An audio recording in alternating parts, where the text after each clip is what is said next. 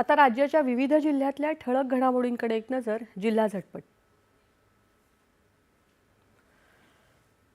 अहिल्यानगर जिल्ह्यातल्या जामखेडमधल्या तरडगाव फाटा इथे सुमारे 3,46,475 रुपये किमतीचे अंमली पदार्थ स्थानिक गुन्हे शाखेच्या कारवाईत करण्यात आले जप्त. रत्नागिरी पोलिसांच्या स्थानिक गुन्हे अन्वेषण शाखेनं सुमारे 70 जिवंत गावठी बॉम्ब बाळगणाऱ्या एका तरुणाला बॉम्ब आणि चारचाकी वाहनं अशा 2,35,000 रुपयांच्या मुद्देमालासकट केली अटक.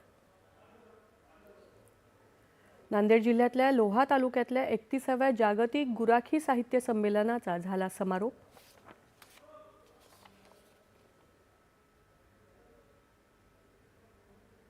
आणि यवतमाळच्या नव जय हिंद क्रीडा मंडळाच्या 3 खेळाडूंची राज्य खो खो संघामध्ये निवड. दुष्काळी जिल्हा म्हणून ओळख असलेल्या बीडच्या